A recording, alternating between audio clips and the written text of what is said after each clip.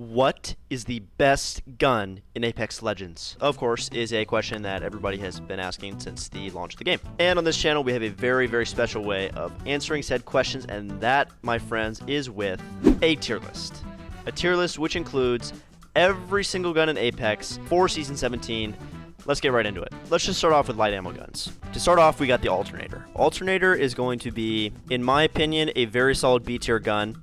If you get this floor loot at the beginning of the game, it's very, very good, but it doesn't quite hold up in end games just because it's a little bit weaker and a little bit slower than guns like the R301 or the R99. Speaking of which, the R301 is definitely going to go, I'm going to put it in A tier. It's close between A and S tier, but I think it's going to be A tier just because R99 is most certainly an S tier. The R99 is a very rapid fire gun, and you can just damage dump enemies, and honestly, if you can one mag enemies, you can have them dead within probably like 2 seconds. The R301 is better at like one magging from 50 meters away per se, whereas the R99 is maybe for like 10 meters away. Speaking of mid to long range beamers though, G7 Scout is going to be an A tier gun for sure. Oops, I just realized I have D and C tier mixed up. G7 Scout is going to be an A tier for kind of the same reason as R301, although it's not an SMG style gun, it's more of like a marksman rifle, so it's really, really good at those mid to long range fights, especially if you have that double tap trigger on it. Whew. RE auto pistol, I think that's gonna have to be a D tier gun. That's like one of the guns you get floor loot at the beginning of the game and just try and get rid of it as quickly as possible. If you do put the hammer points on it, it does get a little bit better. I'd say if you find hammer points right away, it could potentially be worth keeping all game, but since hammer points are legendary hop up, it's kind of hard to find. I'd say generally it's not worth keeping around. Spitfire, I think, is also going to be a D tier, and I think that's a good thing. When it was a heavy ammo gun, it used to be an incredible beamer. Now I feel like it's kind of just fallen off. The damage has just been nerfed, rate of fire has been nerfed. It's not a good gun anymore. That brings us to the final light ammo gun, the P2020. P2020 is going to be an F tier gun for sure. I think we can all probably grasp why. Same reasons as the RE auto, except it's not even an auto gun and it has less ammo capacity. It's just a worse version of the RE auto, and it has all the same problems. So next up is the 3030 repeater. 3030 I'm going to put in S tier personally because this is the gun that I did drop my first 4K with. I have a video about that. It's pretty fun. It is a long-range beamer, it's a mid-range beamer, and if you have good aim, you can even use it at close range. I mean, it's just a very, very well-rounded gun and extremely high damage output. Similar to the G7, once you get that 3x on there, it's pretty much over. And especially for like ranked games, it's a very, very good poke weapon. Next up, we got the car. I think a lot of people are going to disagree with me on this. I'm going to put it B tier personally. I understand if your ratings are higher than that, but I'm not a big fan of it personally. I feel like the recoil is a little bit much. To me, it just feels like a slightly wonkier version of the R99, and it's just a bit too unpredictable of a gun for my personal use. But Flatline, I'm also going to put in B tier. It's a pretty solid mid-range beamer, and it also has really good hip fire, but unfortunately, I feel like the rate of fire on the Flatline is not quite as good as guns like the R301, R99, or even the Prowler, which we'll get to in a second. It's a very, very solid gun. I don't think it's great. Next up, we got the Prowler. Prowler, I think that is going to be an A tier heavy ammo gun, maybe even S tier, but I'm going to keep it an A tier. Rate of fire is incredible. If you ever watch ALGS, most of the people are using Prowlers. Burst weapons are very, very strong in Apex right now. Burst weapon meta, some could say, which I personally don't like. I'm not a huge fan of burst weapons. I feel like it's not as smooth or fun to play as automatic weapons.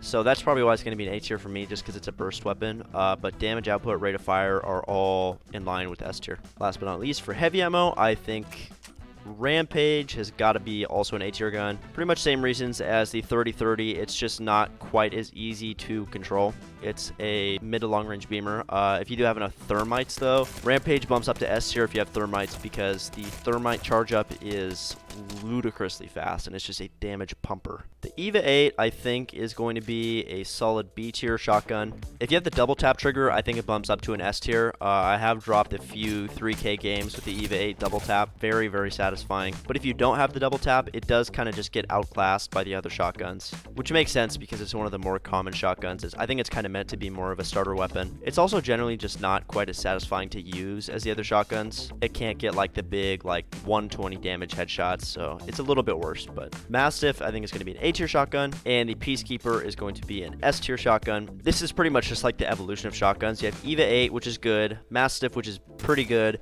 and then the Peacekeeper, which is very good. The Peacekeeper charge up plus the smaller spread plus the damage output just makes it absolutely the best shotgun in the game by far. But the Mastiff is also a very solid shotgun. I think it's just slightly worse. But honestly, that one is a little bit more preference. Then, of course, we have the Mozanki. That's obviously going to be an F tier gun. Same reasons as the P2020.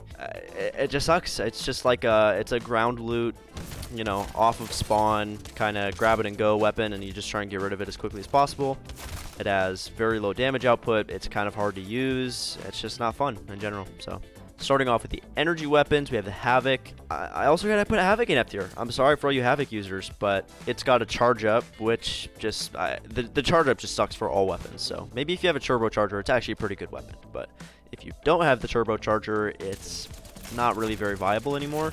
Not to mention the recoil is a little bit tough. I mean, it's not undoable, but it's pretty tough. Just to the point where it makes it like, there's so many other good guns you could use. You don't want to use that one. Now, the Nemesis. This, I would say, is the best gun in the game right now. Nemesis needs a nerf. It's got a ridiculous rate of fire, ridiculous damage output, crazy mag size, and all that. It's just, it's a straight beamer. I mean, this is the weapon that everybody is using.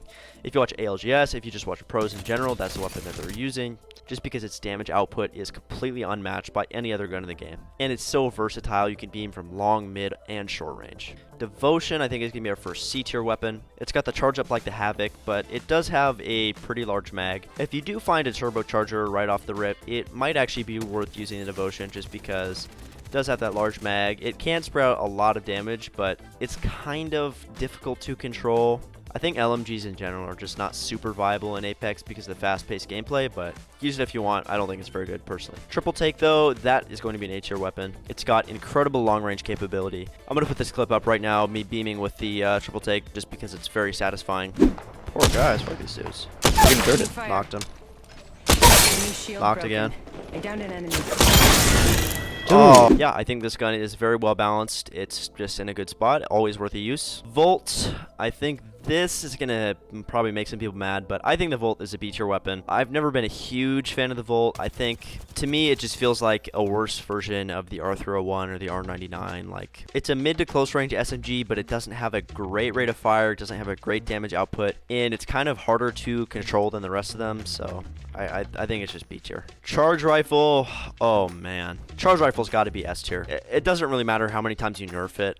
I personally, I think the charge rifle, it's a little bit scummy now because it's just so good. A sniper that's hit scan is just always going to be S tier, especially in battle royale games where you have these huge open spaces and you can just charge rifle with very little damage fall off from so far away. I think Respawn's done what they can. I mean, they've lowered the mag size, they've changed it to a sniper weapon. They've nerfed it about as much as they can, but I think the concept of a hit scan sniper is just always going to be an S tier idea. Sentinel though, I think Sentinel's going to be an A tier weapon. Not really that much to say about it. I mean, it's a sniper rifle. It's got good damage. You can charge it up with a shield cell, which does even more damage. It's not super difficult to use. Decent rate of fire, all that. It's just a very solid gun. Longbow, however, I think Longbow is going to have to go in C tier. It's got a very severe drop off, but the higher rate of fire does make it a little bit easier to use because if you miss that first shot, you can kind of get the idea of what the drop off is and fire a second shot. But it does just feel, it feels a little bit clunky. I think generally it's so hard to find all the attachments for that gun to make it viable. Wingdad is always going to be S tier. Even by changing it to sniper ammo, the Wingman is just always going to be a gun for good players. It's a very high damage pistol, but it requires a lot of accuracy. So a gun like that just has such a high skill ceiling. But once you do reach that skill ceiling, it's so worth it because the gun does so much damage. Finally, moving on to the red weapons. Hemlock, I think, is going to be an A tier. I know it's a red weapon, but I'm still not a big fan of the Hemlock, and I feel like even the red Hemlock gets outclassed by the Nemesis. It doesn't get as much damage as you'd like it to, and it does come with a 2x scope in the thing, which is kind of just not good. The rest of these three, though, are definitely S tier. L-Star is a melter. It has pretty nuts recoil, but once you learn to control the L-Star recoil, it is unmatchable. Kraber, of course, is the Sniper King. Very, very hard to use, but once you do learn how to use it and you learn the drop-off and all that, its damage is just ridiculous. There's no possible way you can beat a gun like that. Bow check as well is going to be S tier. I feel like some people would disagree with that, but once you learn how to use the bow check, I think it's very much worth it because it does a lot of damage. It's also just generally kind of fun to use because it's so different than any other gun in the game. Anyways, yeah, that's the weapons tier list. I hope you enjoyed. If you disagreed with any of my opinions, let me know in the comments.